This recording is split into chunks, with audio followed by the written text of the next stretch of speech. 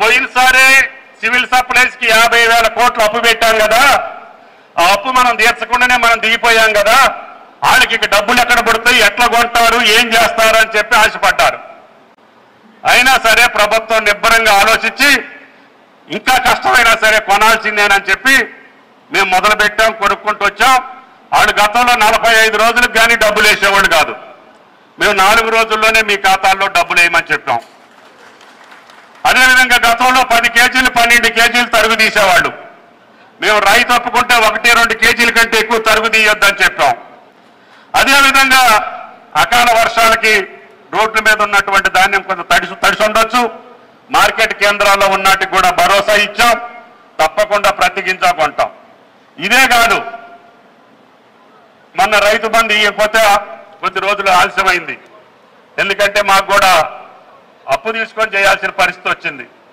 అయినా సరే ముఖ్యమంత్రి గారు మాట ఇచ్చారు కాబట్టి మేము అన్నమాట కంటే ముందుగానే 7,565 కోట్లు మీ ఖాతాల్లో జమ చేశాం. అప్పుడు దాకా గీ పెట్టారు, రైతు బంధు రాలే, వాళ్ళ నోర్లు మూసేశాం. వాళ్ళు మాఫీ చేస్తున్నామంటే రుణమాఫీ కూడా ఇంకా పూర్తి కాలే. అయినా సరే 2 లక్షల రూపాయలు స్వాతంత్ర దినోత్సవానికంటే ముందే మీ ఖాతాల్లో వేయించే బాధ్యత ఈ ప్రభుత్వం తీసుకుంది. మేము తాకట్టు పెట్టైనా సరే ఆ పని చేయదలుచుకున్నాం, ప్రభుత్వానికి భారమైనా సరే చేయదలుచుకున్నాం. మీరు బాధపడితే మేము చేయగలిగేది ఏమి లేదు. ఓడిపోయినటువంటి వాళ్ళు ఏడిస్తే మాకు బాధ లేదు, కానీ రైతు బాధపడకూడదు అనేది మా సంకల్పం. అంతేకాదు గత 5 సంవత్సరాలుగా ఈ 10 సంవత్సరాలుగా పంట బీమా కూడా లేకుండా చేశారు. గతంలో ఏదైనా పంట పోతే ఇన్సూరెన్స్ కంపెనీలు ప్రీమియం కట్టిన రైతుల కన్నా ఎంతో కొంత డబ్బులు ఇచ్చేవాళ్ళు.